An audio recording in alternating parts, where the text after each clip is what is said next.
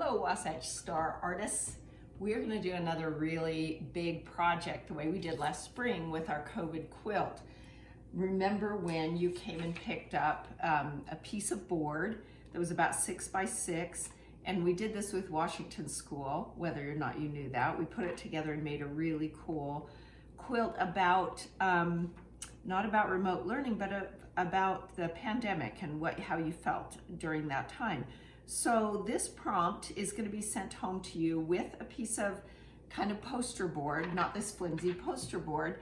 And the prompt is, how do children feel in this time of remote learning? So it kind of has to do with how you're doing school online. And I want you to be able to think of it in lots of different ways and be really thoughtful about it before you even start. But we've had some time together on Zoom and doing these kinds of lessons where I feel like we've learned a few techniques, and so I want to remind you of some of the things that we've done and run you through some ideas that might spark your imagination to do what you think of when you think of remote learning and how this last fall in school has been for you. So we kind of want you to be thoughtful about that and reflective about that.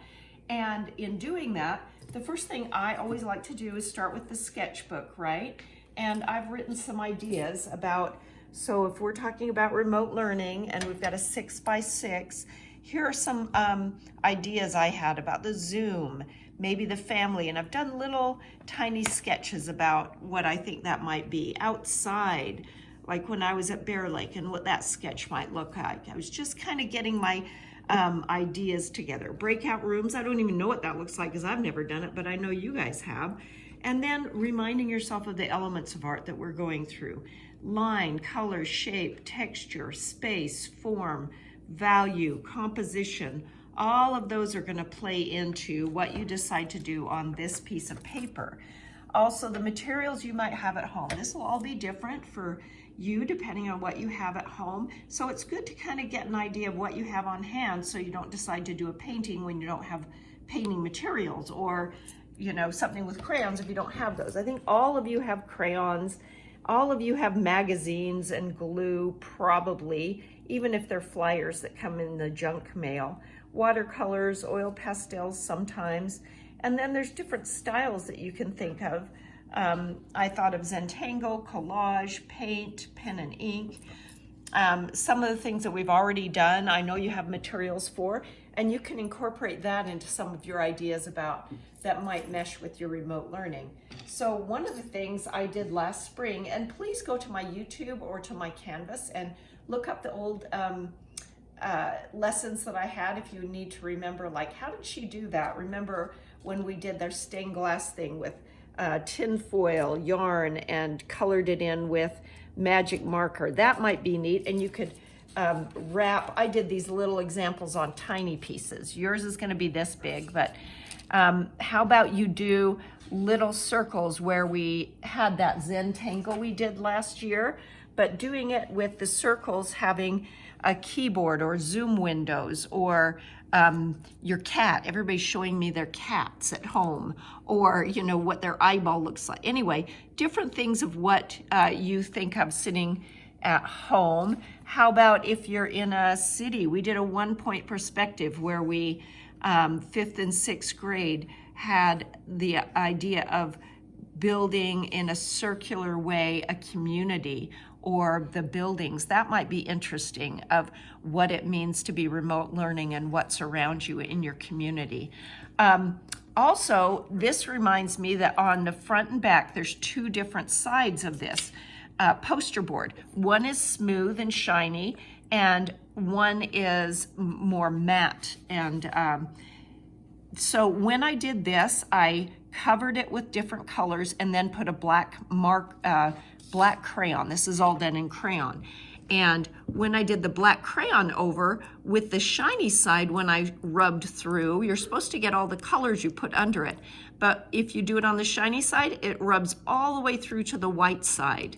So just remember that. You'll miss all your colors. When I did it on the other side, you can see that when I scrape it away, you can see the colors under it.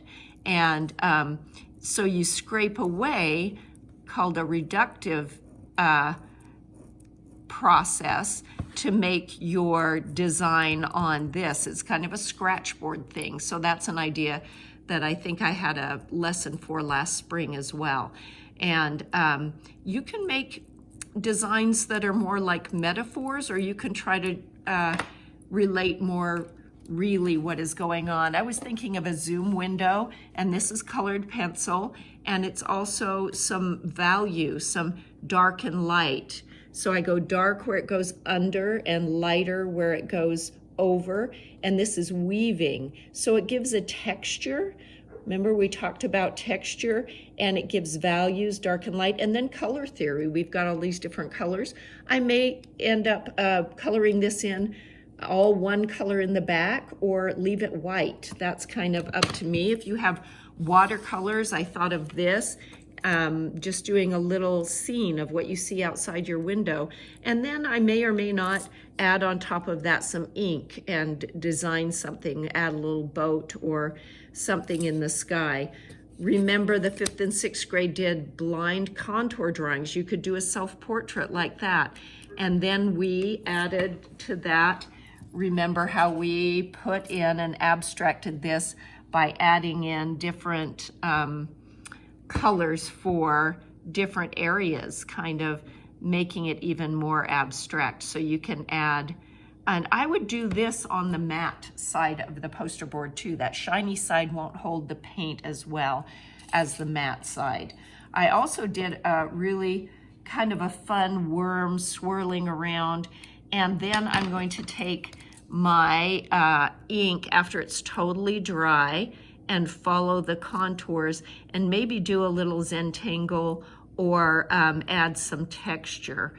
We've had some fun texture lessons and Zentangle lessons, so we can do all of that all the way along over the top of this color, and that'll be kind of fun. You can maybe do the path of remote learning and how it's felt to you, or the different classes you have, maybe from morning all the way to 2:30 afternoon, what your day looks like in something like that. It kind of gives you a journey.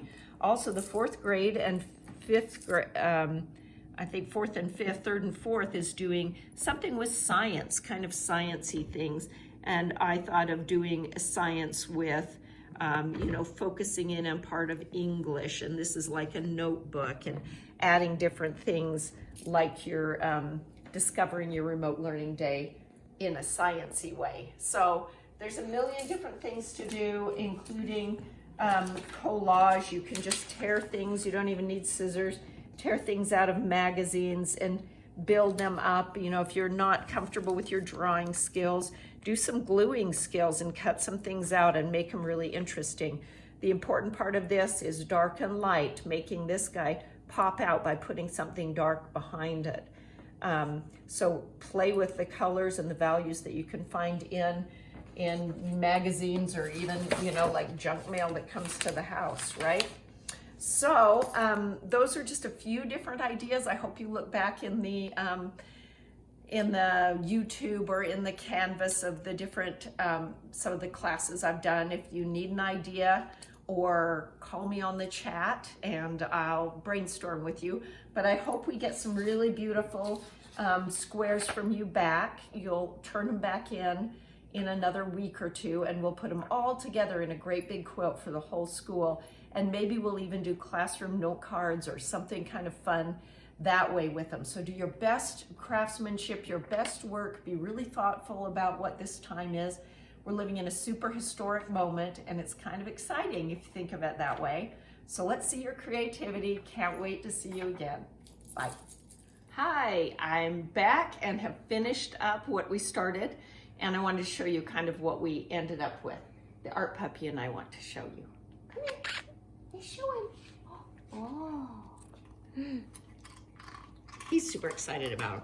So this one was the one that we started with colored pencil, doing 1-point perspective. And you can see I left that dot and a line showing how we really went around keeping our rulers on that one middle dot, kind of a community one, colored pencil. This one I painted with watercolor, then went around it with marker. So that kind of defines that real loose watercolor that can kind of be frustrating sometimes. And this is on the matte side of the poster board, remember, not on the shiny side. This was kind of the Zentangle circles, and look how I use different textures. We've been talking about texture and different things that mean remote learning to me, and tied them together. And that's colored pencil and marker. This is colored pencil with this science writing. Of all the classes, I think in my imaginary head that I might be going to and what that might look like and connecting. This was the scratch board. Covered it with crayon colors and then with a black crayon and scratched through it. Remember, that has to be on the matte side too if you want to see the colors. Otherwise it goes through to just the white part. This was weaving with a colored pencil and thinking about value, how it gets darker where it goes underneath. So it really gives that space and value feeling of and colors. This was the blind contour that we did, and instead of filling it in with watercolor, the way I did on my lesson, I did Sharpie marker, and I really like how that turned out. Very abstract and cool. This is the yarn wrapped board with tinfoil and then Sharpie, and kind of has this stained glass look, and this one got a little bit messy, but I think that's beautiful too. This I wandered around with watercolor and then waited for it to dry. Then you add Zentangle or textures or patterns, or maybe you walk your way through what this remote learning has looked like for you and add words to it. And this one was a collage made from different magazines cut out, and you just have to, you know, make sure you get things that stick out. And it can be kind of a funny metaphor and make your own story about that magazine collage. So those are some of the ideas that I came up with, and I hope you come up with a million more. I'm really looking forward to what we get to put together for Wasatch with our remote learning quilt this time.